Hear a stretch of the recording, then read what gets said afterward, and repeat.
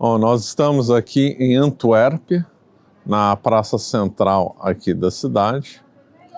Antes de comentar um pouco aqui de Antuérpia, vou falar em geral da Bélgica, né? Então a Bélgica como nação se tornou independente apenas em 1830, 1831, chamada Revolução Belga, né?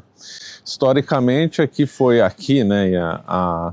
Aqui nós estamos bem na Flandres, né? Flandres é uma região que pega até a França e até uma parte da Holanda, né? Inclusive a semelhança aqui de arquitetura com a cidade de Lille na França e as cidades aqui belgas, né? Mas historicamente essa região aqui foi um jogo de forças entre França e Império Sacro Romano Germânico. E depois até entrou nessa história a Espanha, né? Por causa ou melhor, no tempo de Carlos V, quando Carlos V se tornou rei da Espanha e imperador do Império Sacro Romano Germânico. Então a Espanha chegou a ser a maior potência do mundo e dominou a Holanda, né? Que é muito próximo da divisa com a Holanda. Então aqui sempre foi uma região de jogo de força, inclusive também na Guerra dos 100 Anos, a região aqui da Flandres tinha uma tendência a se aliar com os ingleses, em vez de se aliar com a França, né? Essa região é muito rica, né, historicamente. Então no tempo da Idade Média, por exemplo, a cidade de Ypres, que nós falamos no contexto da Primeira Guerra Mundial, foi uma das maiores cidades da Europa, por causa dos tecidos. E aqui também tinha outras cidades que eram famosas pelo tecido. Então, na Idade Média aqui era bem rico, né, por causa da produção de tecido, comércio com a Inglaterra, comércio com o Império Sacro Romano Germânico, comércio com a França. Então, várias linhas de contato. E também aqui na região, numa linha que vai desde aqui da Bélgica até o Mar Báltico, houve a Liga Hanseática, né? A Liga Hanseática ocupava ocupou muitas cidades, todas próximas do litoral, desde aqui até o Mar Báltico. A Liga Hanseática era uma liga meramente comercial que alinhou várias cidades importantes com o objetivo de disciplinar aí o comércio, né? Falando aqui de Bélgica, a cidade que se destacou no começo, além da tecelagem, mas uma cidade que se destacou propriamente no comércio, inclusive comércio ligado ao que podemos chamar de banco, atividade bancária. Atividade bancária moderna surgiu na Itália, mas como aqui na Flandres havia muitos negócios bancários, as empresas, melhor dizendo, os italianos, né, de Florença, Veneza, Gênova, tinham seus agentes aqui na Flandres. Então, porque era uma região de comércio importante, então os italianos não queriam ficar de fora. E uma cidade que se destacou no começo foi a cidade de Bruges, dita impropriamente de Veneza do Norte. Eu odeio esses títulos porque não tem nada a ver. Bruges não tem nada a ver com Veneza, não tem nada a ver.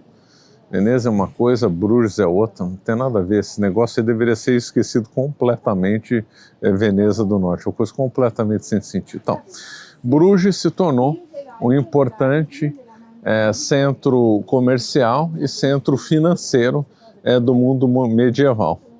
Porém, lá aconteceram dois problemas. Primeiro foram batalhas que aconteceram lá em Bruges, espantando os negociantes, né? Negociantes de tudo quanto é jeito, ou ligados à atividade bancária, ou tecido, ou especiarias, qualquer coisa. Bruges era um grande centro de negócio. Esse centro de negócio, para deixar claro, muitos deles eram controlados, ou pelo menos uma parte deles, pelas corporações de ofício, né? Então, muitos das casas bonitas que se vê aqui na Bélgica, nas praças centrais, eram casas de corporações de ofício, né? Então, essas corporações de ofício e outros negociantes controlavam essas cidades. Eram cidades semi-independentes, ou seja, elas eram regidas de modo autônomo, quase como uma polis, quase, né? Porque normalmente se submetia ora à França, ora à Espanha, ora ao Império Sacro Romano Germânico. Eram cidades quase independentes, que se autogeriam essa autogestão era feita pelos comerciantes, né? E esses comerciantes, então, tinham muita influência política, conseguiu contratar, às vezes, exércitos mercenários para se proteger e tal. Bom, voltando para Bruges. Bruges, então, tinha dois problemas. Houve o problema das batalhas com a França se interessou aí pela região, e o outro problema, porque Bruges fica num rio que dá no mar, né? Fica próximo do mar, mas não é beira-mar. Igual aqui em Antuérpia, também não é beira-mar, mas tem um estuário aqui, tem um canal grande que leva ao mar, né? Então houve um assoreamento do porto lá em Bruges. Então o lugar ficou inapto para atividade. Ficou inapto para a atividade comercial. Então os comerciantes e negociadores tiveram que procurar outro lugar, e o outro lugar foi justamente onde nós estamos aqui, em Antuérpia. Antuérpia se tornou um lugar perfeito para isso, porque daqui é fácil escoar mercadoria pelo mar, é fácil acesso para outras cidades da Alemanha, para a França e tal. Então houve um deslocamento do centro do poder econômico para Antuérpia. Isso aí, no final da Idade Média, lá para o século XIV, houve essa transferência de Bruges para Antuérpia. E Portugal vai entrar nessa história, e o Brasil também. Por quê? Porque Portugal tinha contatos comerciais lá em Bruges. Aí, com o fim da decadência de Bruges, Portugal também montou uma agência aqui em Antuérpia. Tanto Bruxelas, Bruges, aqui funcionavam os antepassados das bolsas de valores, bolsas de mercadoria, bolsas de futuros. O antepassado disso funcionava nessas cidades aqui da Bélgica, né?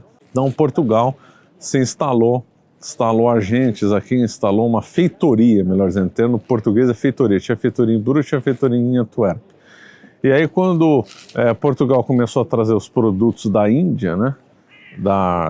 Depois da afamada expedição de Vasco da Gama, então esses produtos, essas especiarias que eram obtidas lá na Índia, pimenta e outras coisas, noz moscada, um monte de tudo quanto é especiarias, cravo, canela, etc., que imaginar, eram negociadas aqui em Antuérpia. Então Portugal tinha uma feitoria aqui em Antuérpia.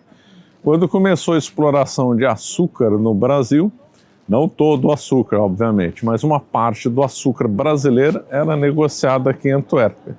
Então Portugal ajudou a enriquecer. A cidade já era rica, já era próspera.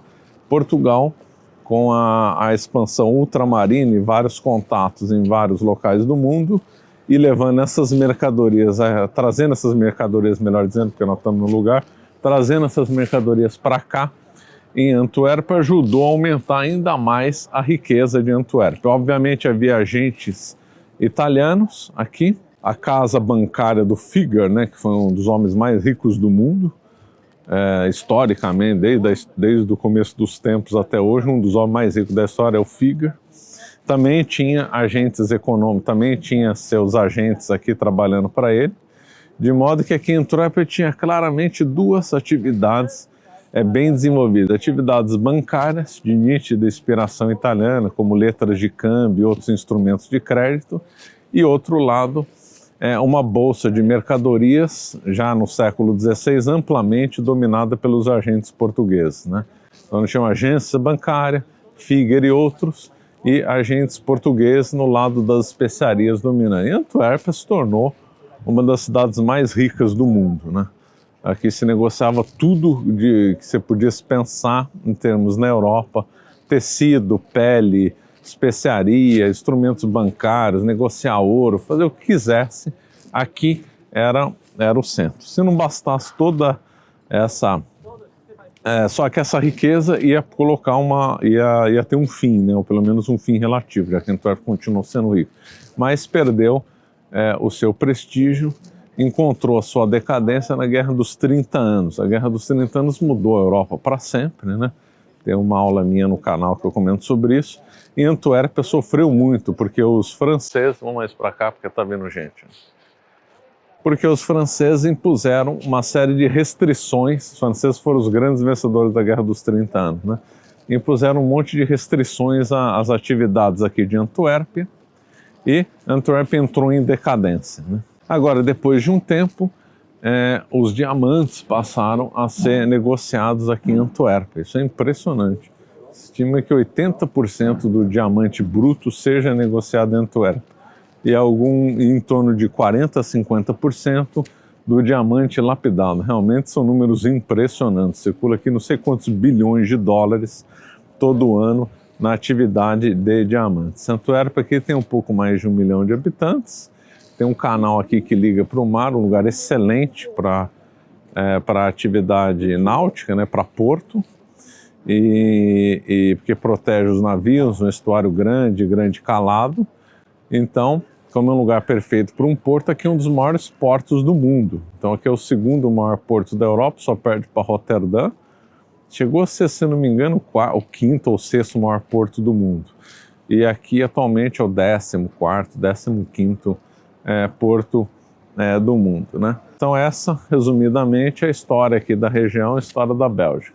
Alguns outros comentários: os belgas são obcecados com batata frita. É muito curioso, para todo lugar que você vai tem batata frita, eles têm todo um sistema para fritar a batata, realmente é muito gostoso. Uma curiosidade é que essas batatas fritas são servidas com vários molhos: molho andaluz, molho Nova York, molho não sei de onde. Tem um molho que chama Brasil, cuja receita varia de lugar para lugar. Num lugar que nós vimos, essa receita do molho Brasil tinha abacaxi, curry e maionese, né? Só para dar um exemplo. Outra coisa que os belgas gostam muito é chocolate, né? Os melhores chocolates do mundo estão aqui, tem várias, tem um monte de casas de chocolate, né? De chocolaterias, vamos dizer assim, por aqui, uma melhor que a outra, né? E também tem outros doces locais aqui muito bons, né? Então a culinária belga tem isso, mas o belga mesmo é obcecado com a batata frita, que ironicamente chamado de French fries. E o certo deve ser Belgian fries, né?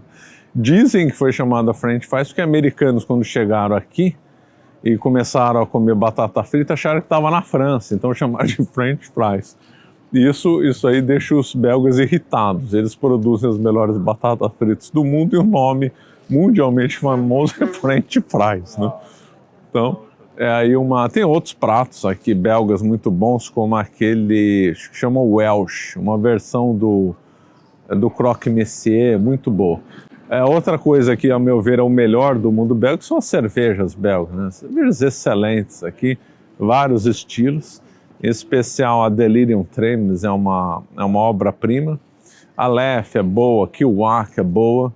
Temos aí várias cervejas excelentes aqui. Aqui é um paraíso para quem gosta de cerveja, chocolate e batata frita.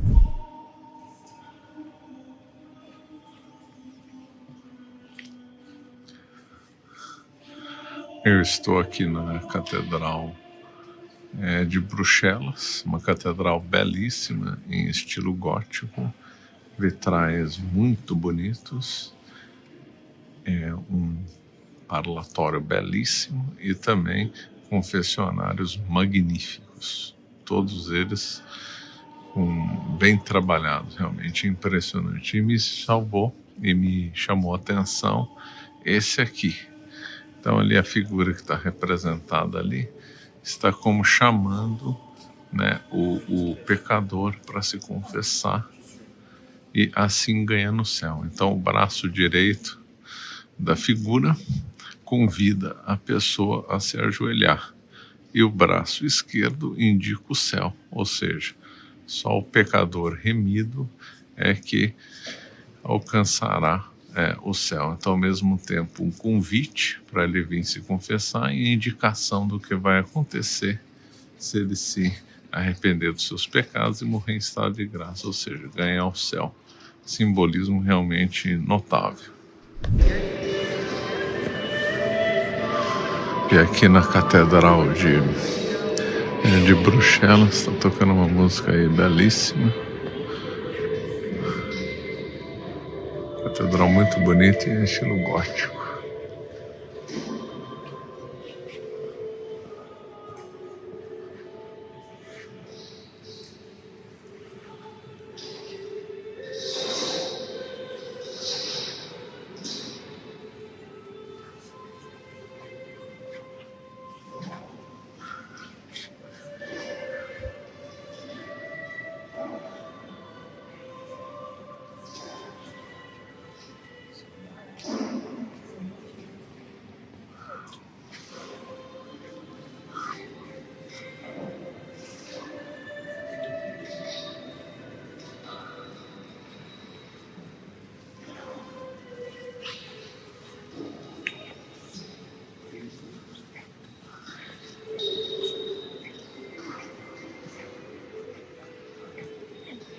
Então, nós estamos aqui na Catedral aqui de Antuérpia. Uma característica comum às igrejas aqui da Bélgica é que elas são muito claras, né? São quase brancas. Uma das que nós entramos até era branca mesmo, né? E algumas características góticas, né? Um gótico mais tardio, gótico mais simples. Aqui na nave central nós vemos uma nave central mais simples, o trifório, praticamente o trifório desapareceu. Mas uma característica notável aqui das igrejas daqui da Bélgica é o púlpito, né? O púlpito aqui nas igrejas são muito ricos, muito bem trabalhados, realmente é impressionante. Observem a riqueza aí do púlpito, né? Os púlpitos lá em Bruxelas, idem, em outros lugares, idem. É muito bonito os púlpitos aqui, todos muito bem trabalhados e bem ricos. Também se nota, eu já fiz um comentário, né, dos confessionários também, que são também bem ricos também. Então, uma igreja, apesar de não ter o esplendor das igrejas góticas francesas, é uma bela igreja. Então, como eu estava falando, os confessionários aqui das igrejas belgas são realmente impressionantes. Cada confessionário é uma obra-prima. Então, nós vemos esculturas nos confessionários que são realmente notáveis, com intenso simbolismo. Eu já comentei no simbolismo lá da Catedral de Bruxelas, e agora eu vou comentar aqui do simbolismo desse aqui, que eu achei fantástico. Ele está aqui com a caveira. E essa caveira no confessionário representa duas coisas, uma principal, né? Primeira coisa, óbvio, que todos nós vamos morrer, né? E aí temos que pensar nos novíssimos. Novíssimos é o que vai acontecer a nós logo após a morte, logo após, né? Que nós vamos morrer, nós vamos ser julgados, vamos para o céu ou para o inferno, né? Então isso aí representa aqui a morte, aqui nesse plano, nessa visão. Agora, essa caveira no confessionário tem outro sentido mais bonito, que é no sentido da morte da alma, porque a pessoa em pecado mortal, a alma está morta, né? Está podre, representada aqui pela caveira, né? Então, o momento da pessoa, entre aspas, ressuscitar e voltar à vida da graça, né? Então ela estava morta, né? Pecado, representado aí pela caveira. A hora dela voltar para a vida da graça, ela entrar no confessionário e se confessar. Então esse símbolo aqui da caveira realmente ficou notável, né? Aqui o que parece ser um leão? Se for um leão que parece que eu não estou entendendo direito, deve ter ser um leão. Se o leão está sendo esmagado, significa que no confessionário, ao confessar, você esmaga seus pecados. Muito bem bonito. Se foi essa a ideia correta. Aqui, nós temos a ideia que parece um porco, né? Se for aí, seria a mesma alusão. Por quê? Porque o porco poderia ser associado ao pecado. Os animais, eles têm símbolos, tanto para o lado do bem como para o lado do mal, servindo para a nossa meditação. O porco, ele chafurda na lama e ele só olha para baixo. O porco, dizem, né? Os biólogos devem saber melhor. O porco, ele não consegue olhar para o céu.